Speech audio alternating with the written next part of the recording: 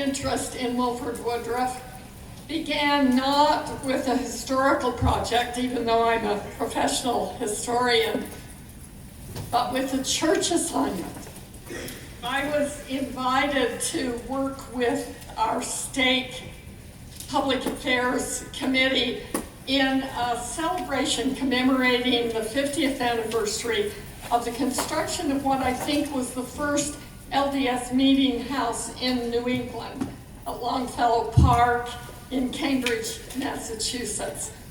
And we divided up the work, and I chose, because I'm a historian of earlier periods, I chose to talk about the early history of the church in New England. And I soon discovered the importance of Wilford Woodruff.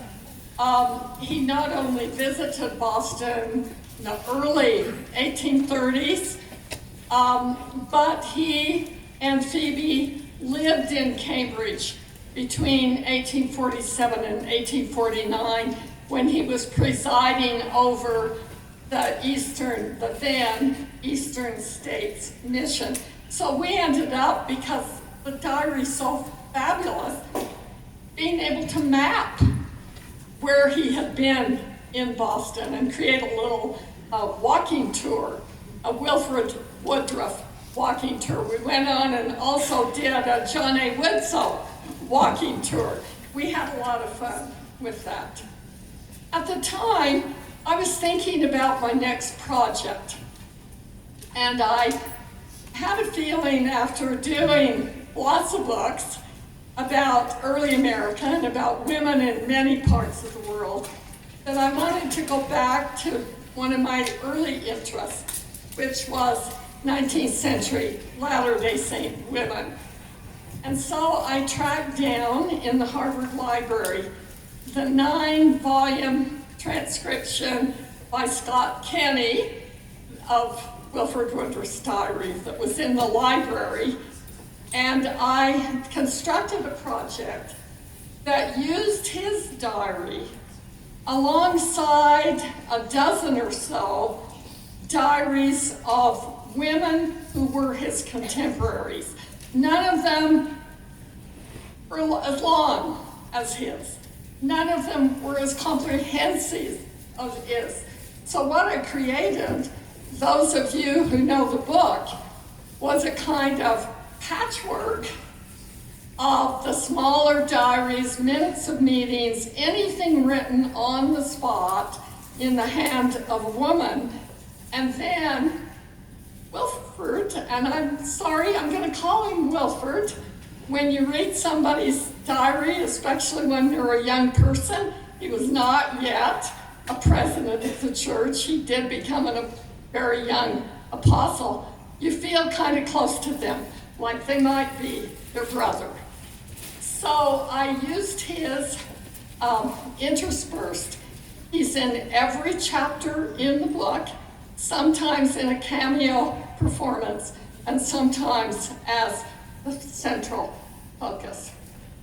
Now, his diary provided a title for my book, as well as a metaphor for its construction. On a winter day in 1857, he wrote, "The house was full of females, quilting, sewing, etc." He was not talking about his own house, but about the 14th Ward Meeting House, where the Ward Relief Society had gathered, and his wife, Phoebe Carter Woodruff, was its president. And remarkably, one of the quilts the sisters created that year was found in 2004 by Carol Nielsen and others, and has become, showed up in many places.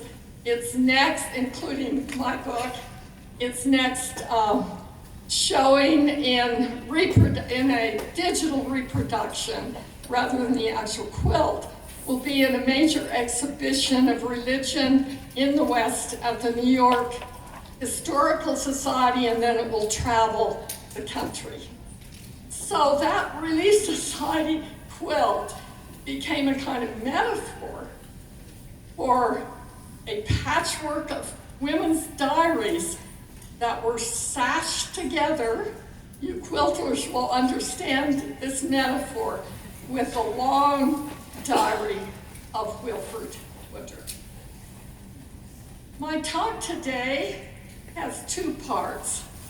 First, I'm going to explain my title, A Great American Diary. And then, in honor of many of us, we're dear friends with Kate Ulrich, formerly director of women's papers at the Church Historical Society. And those of you that know Kate will know why I'm doing this. I'm going to talk about Wilford Woodruff and food. And I hope you will think of these two parts in the light of Doctrine and Covenants 88, 78 to 80. Famous scripture, learn through study and by faith. And learn everything.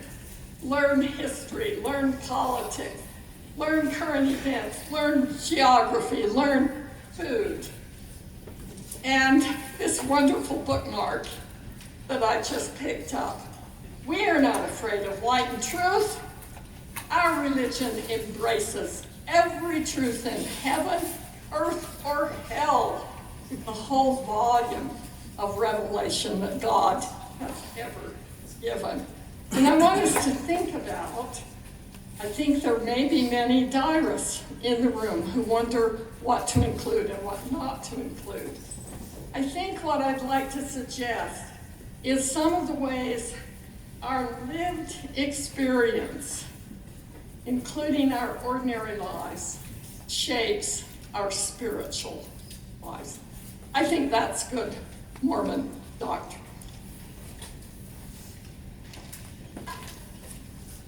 When Wilford Woodruff began keeping a diary in 1835, there were not only few Mormon diarists, there were few Mormons. Over his lifetime, he did his best to change both things. And in March of 1857, he told a gathering of Mormon leaders, "I have kept a journal of almost every day of my life for the last 24 years. And I could tell each day what I had done, what company I was in, and what was transpiring around me."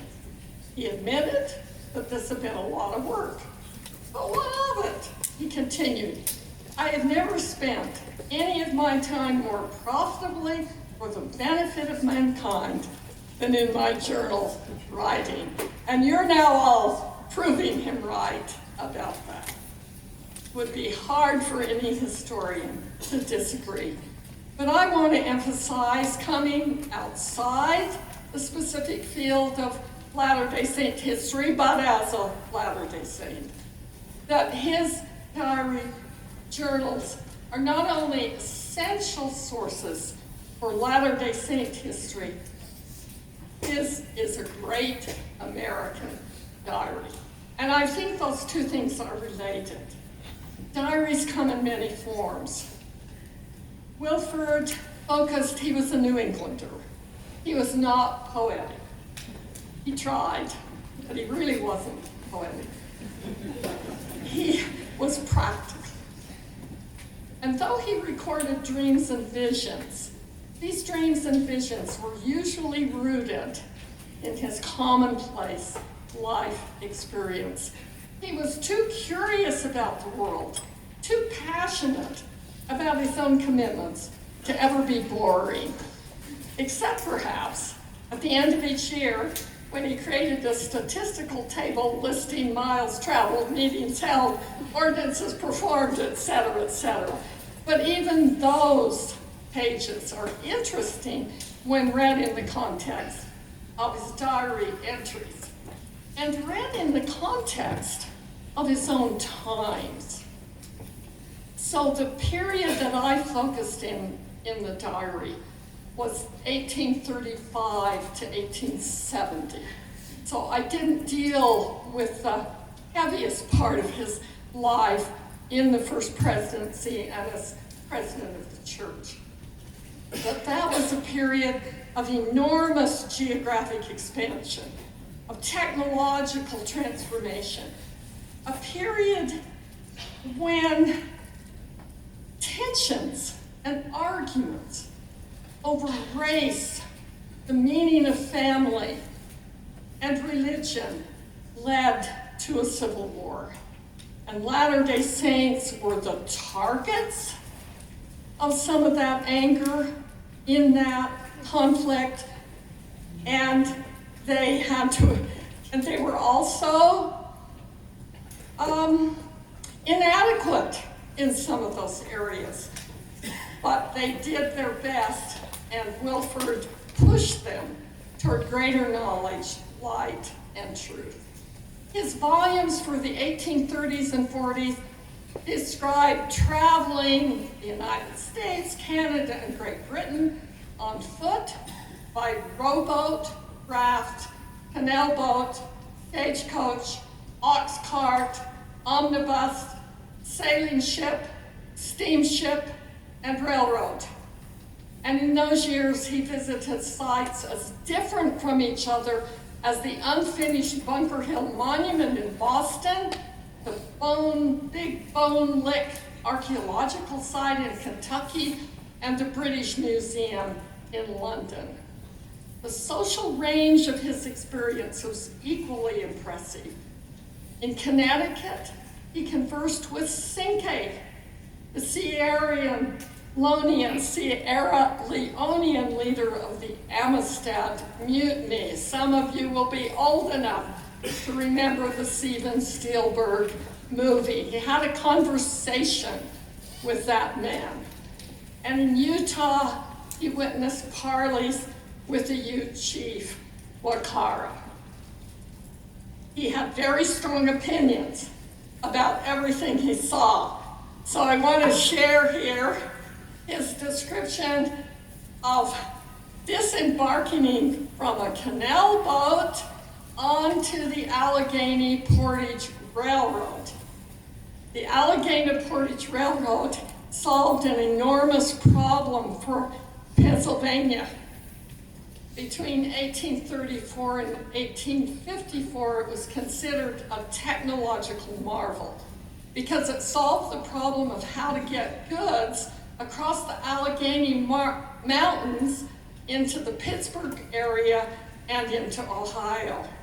And the way they did it was the canal boats would unload at Hattiesburg, and then the canal boats came in 4 parts, and they'd be loaded onto flatbed railroads who were powered by steam engines in sheds at crucial points along the way.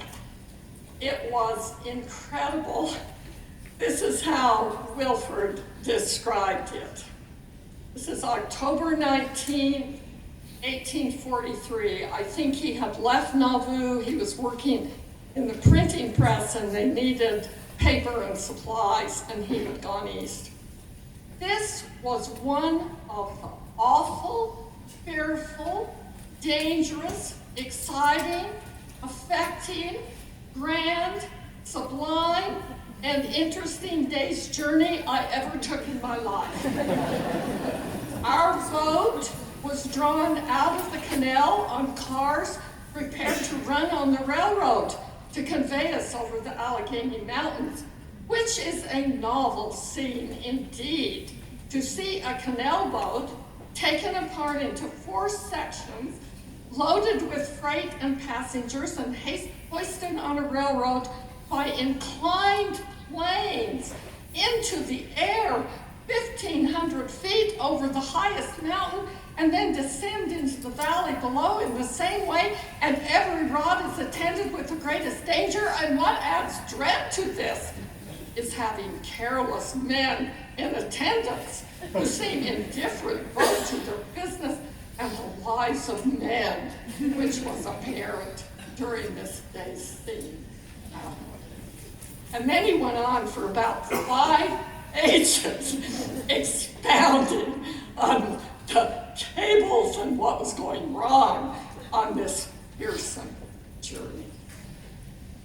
Well, I could go on and on about the ways in which he captures his times, from attending parades in Boston, elaborate parades, and watching people in blackface act up on the July 4th in Maine.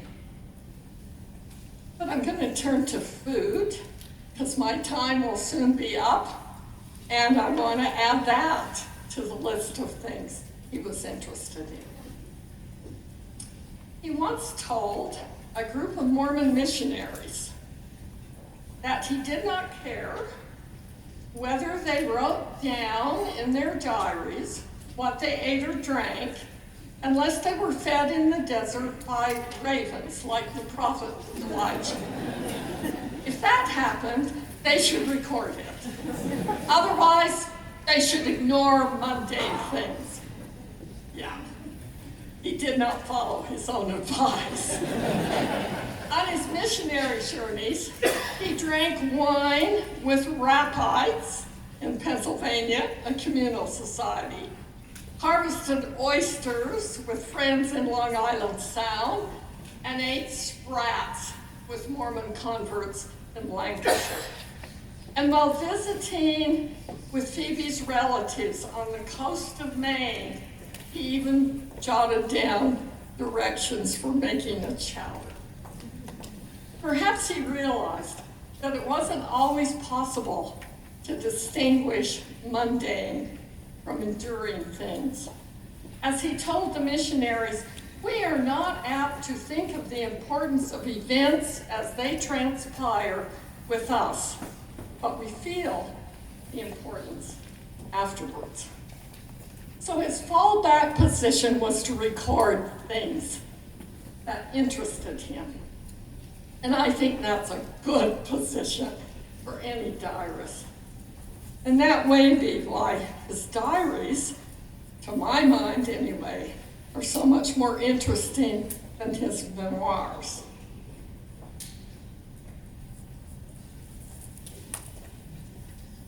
His recipe for chowder emerged from a fishing trip with Phoebe's brothers, the first time he visited her home in Maine, coastal Maine. And this took him from a kind of landlubber Connecticut, where his father was miller, into the real eastern parts of New England, where fishing and the ocean were very much part of everyday life. He wrote, "The morning was pleasant after the storm, but a high sea. We dug a quantity of clams for bait," fascinated, "and launched forth into the deep."